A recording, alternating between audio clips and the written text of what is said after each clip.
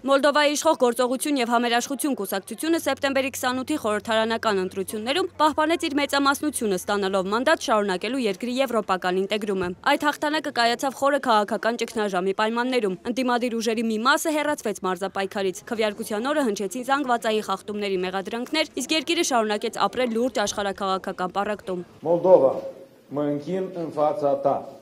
Շնորհակալություն եմ հայտնում ձեզ, սիրելի ժողովուրդ։ Մոլդովան տասնամյակներ շարունակ տառապած քիչ հայտնի երկիր այսօր զարմացրեց ողջ աշխարհին։ Մենք ցույց տվեցինք ժողովրդավարության ամենակարևոր դասը, անգամ Ռուսաստանի նման ագրեսորին կարելի է հաղթել, եթե պայքարում ես երկրի ամենահզոր ուժով, ժողովրդի օգնությամբ։ Երբ պետությունն ու քաղաքացիները միասին պաշտպանում են իրենց հայրենիքը, բոլորը հաղթում են։ Շնորհակալություն եմ հայտնում բոլոր քաղաքացիներին իրենց քվեարկությամբ հայրենիքը պաշտպանելու համար։ Կենտրոնական ընտրական հանձնաժողովի նախնական տվյալներով նախագահ Մայա Սանդուի կուսակցությունը ստացել է ձայների մոտ 50%, ապահովելով 55 մանդատ 101 տեղանոց խորհրդարանում։ Հիմնական մրցակից Ռուսամետ հայրենասիրական դաշինքը կստանա 26 մանդատ։ Ելնելով մեր ունեցած տեղեկություններից ու տեսածից կարող ենք ասել, որ 100 հազարավոր մոլդովացիներ զրկված էին Ռուսաստանի Դաշնությունում քվեարկելու հնարավորությունից, քանի որ նրանց համար բացվել էր ընդամենը 2 ընտրատեղամաս։ Դա բնականաբար բավարար չէր եւ բոլոր ցանկացողներին հնարավորություն չտրվեց քվեարկել։ Ավելի ճշգրիտ տվյալներ կհայտնենք ավելի ուշ, երբ հասկանանք մոլդովական քաղաքական ուժերն ինչպես են դիրքավորվում։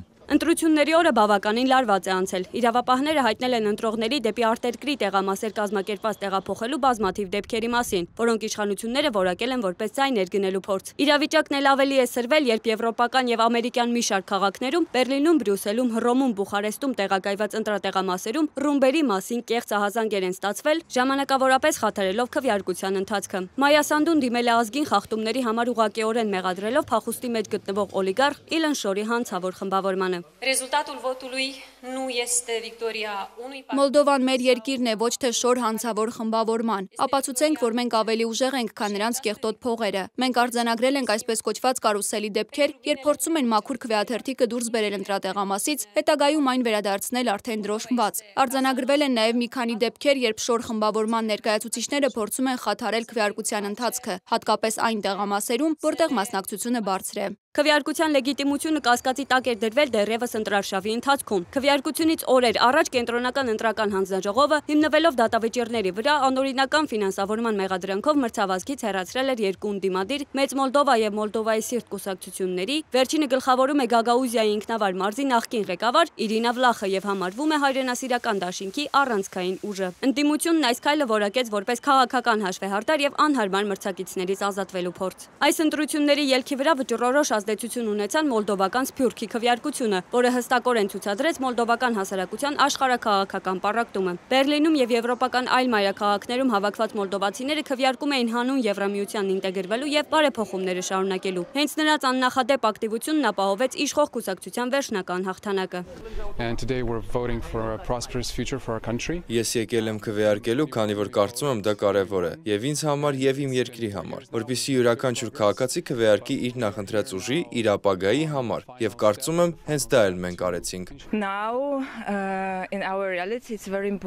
Այսօրվա իրականության մեջ շատ կարևոր է քվեարկել, որովհետեւ իմ կարծիքով հակառակ դեպքում կարող է պատերազմ լինել։ Ես ապրել եմ Ուկրաինայում եւ չեմ ուզում, որ այդ իրավիճակը տարածվի Եվրոպայում։